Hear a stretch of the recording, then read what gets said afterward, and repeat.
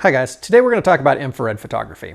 Now, if you're not familiar with infrared photography, it is a way of capturing light that's outside of the visible light spectrum to create some really cool, almost sci-fi effects.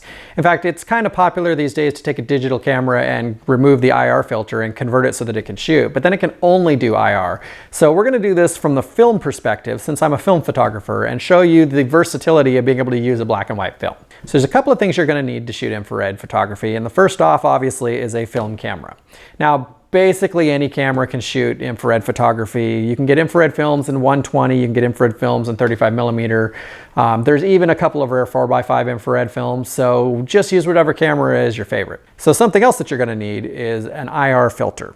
Now this one is a 720 nanometer IR pass filter. That means it blocks all visible light. You can see here that it's completely opaque to your eye. It's only passing infrared light. So that's important because a lot of the infrared films out there are also sensitive to visible light, and if you shoot them without an IR filter, they look like a regular black and white film. So a couple of films that you can use that are some of my favorites are, first off, the Rolly infrared. Rolly infrared has a sensitivity up to about 850 nanometers, which means pretty far into the IR realm. So you can get some really, really ghostly whites on foliage and really, really dark black skies, which add to the sci-fi effect that you can get out of infrared film. Another one that not a lot of people know is actually infrared sensitive is the new JCH Street Pan film, which is available in 35 millimeter and 120.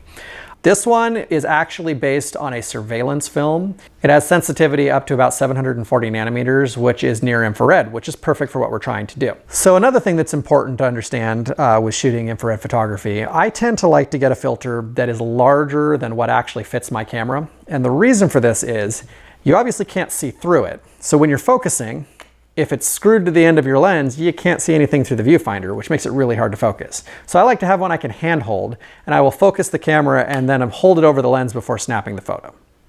Now, speaking of focusing, something that you need to pay attention to is that normal light and infrared light don't focus at the same spot.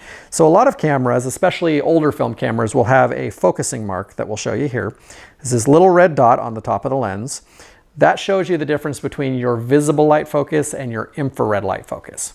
So how you use that, for instance, if I was focusing on something that was 7 feet away, I'd go to the 7-foot mark and line it up with the mark for the visible light like you normally would to focus, and then you move it over to the red dot, and now I'm in focus for infrared light. So that's very, very important to make sure that you do, or your photos will not be in focus even though they look like they were through the viewfinder. So we're going to load some of this JCH Street Pan up in this camera, and we're going to go downtown and we're going to shoot some photos, and we're going to see what we get. So let's hit the road.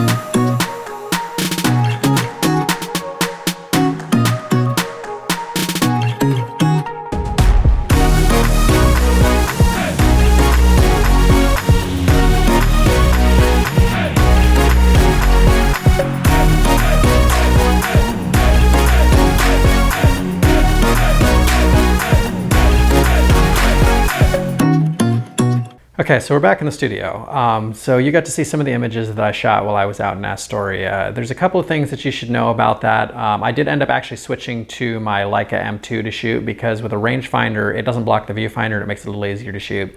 It's kind of cheating since I showed you the Canon F1 at the beginning, but it works about the same.